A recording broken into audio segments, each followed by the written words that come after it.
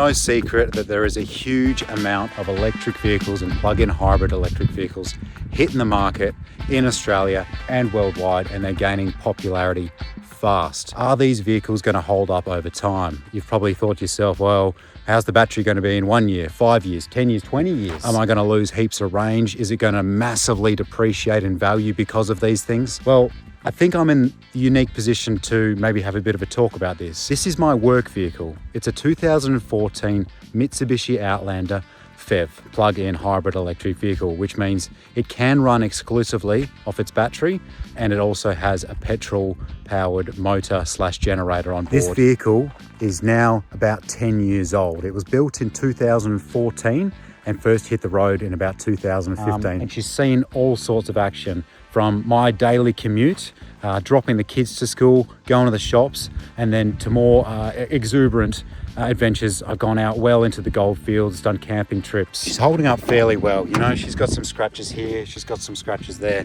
but all in all, as you can expect from a Mitsubishi, the paintwork is more than adequately holding up. It's a good color, nice light color, doesn't peel like the dark blues do. This is the lower trim level with the cloth seats. Yeah, she's a bit grubby, but that can be expected. I mean, look what we're doing out here.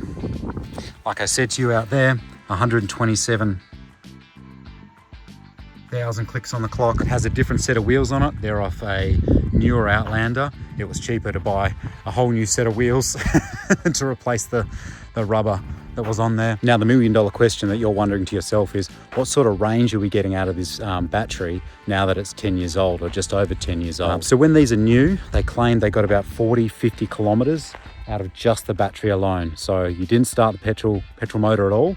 You got about 40-50 kilometers out of just the battery alone. Whether that was realistic, because you know these companies sometimes they lift up that number a little bit. Right now, it's telling me it gets about 28 kilometers just off the battery alone. But realistically, between you and me, I think it's more like 20. Funnily enough, the weather, or the temperature, more like it, impacts the range I get out of this vehicle. If it's a scorching hot day or a freezing cold day, the range is not as good in this car as if it's like perfect temperature, say 25 degrees Celsius. If it's perfect temperature, I get a little bit more range out of it. So today I woke up and I took my kids to school using this vehicle. It was plugged in overnight at my house and had 100% charge. I took my kids to school and back, or me come back, they stayed at school, which was about 16 kilometers. Got back to my house, I plugged her into the mains, pop, an hour and a half, she was back to 100% full. That hour and a half gave me a little bit of time to have a bit of a workout, have a bit of breakfast, do some chores around the house, and then boom, we hit the road and came out here. So leaving the house, I put it in eco mode. I always do that. And I put it in save mode. I wanted to save some of the battery for when we got out here, because I want to do a little bit of off-road testing. And to get the most out of this vehicle off-road, you want some power in the battery so that the front and rear electric motors can have some juice coming to them. It's lost probably just under half its range. It probably has about 60% of the battery capacity left after 10 years. Something in that order. Is it still worth it? Say this vehicle new was what, $50,000-$60,000? It's probably now worth about 12 to 15,000 Australian dollars. And I'm still getting about 20 kilometers range just off the electric alone, which does the morning school run, it does the run to the shops, you know, hop home, charge it up, does the school run again in the evening. Is it worth it? 12, 15 grand? You know, especially if you have solar panels on your house, which I do. I have a very good solar system. So I charge that, so long as it's a nice sunny day like today, I charge that for free. So 40 kilometers a day, let's say, free, not going to the petrol station. Yeah, that probably is worth it. That's not bad. All right, well, now we've figured that out for the cost range, you know, depreciation analysis. Shall we hit some off-road obstacles? We've got some behind us here.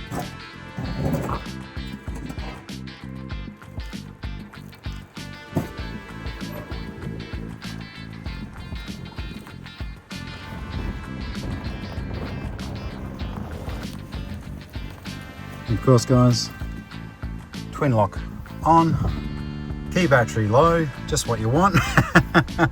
And these aren't the hardest tracks in the world, but you're not going to be driving, you're not going to be rock bouncing this car up anything too crazy. But to know that it can do the basics like this, bit of a sandy track with some rocks on it, some little drop-offs, you know, I think that's important to establish.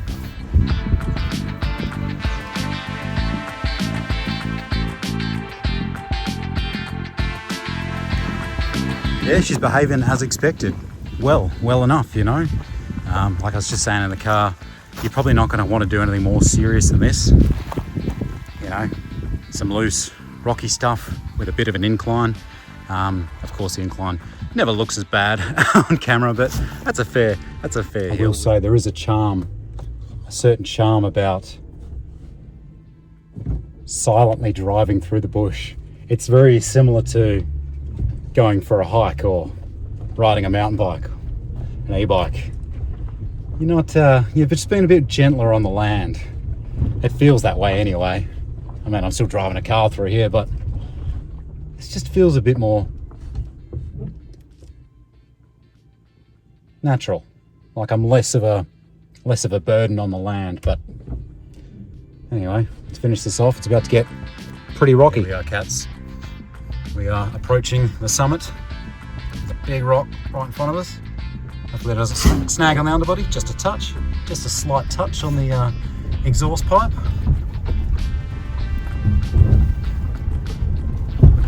And you have joined me on climbing a little mountain in the Outlander. All right, how good's that? That's all a lot of people need. Just a little four-wheel drive like that to get them out to some of the better camping spots. Some downsides, when it runs out of electric and it's on charging mode, like the petrol motor's turning over, it sounds awful. Like it's not, there's not an issue with it per se. It's not broken. It's just the petrol motor sounds very agricultural. Sorry, the petrol engine sounds very agricultural. It's like, it sounds like a generator. I'll put a clip in now. It sounds like a generator. It's not like a nice throaty, you know, 4-cylinder turbo, something like that. It doesn't sound the best. Another issue that I have with it is it doesn't have a spare tire. You know, it has a pump and a bag of goo which you squirt into the valve and then bang some air in, and hopefully it seals the tire again for a short period until you can get it repaired or replaced. So yeah, it doesn't have a spare tire, which is a bit annoying out here in, you know, rural, remote Western Australia. Got past that issue by when I do go on a long trip out past Kalgoorlie, out to a very remote place, I will put roof racks on. I've got a set of roof racks and I have a full-size spare which I bang on top. Fuel economy obviously suffers because now I have a wheel on top of the roof, but that's how I've got around that. Other than the fact that it's a bit noisy, it doesn't sound very nice, it's not very economical after the electric runs out, and it doesn't have a spare tire.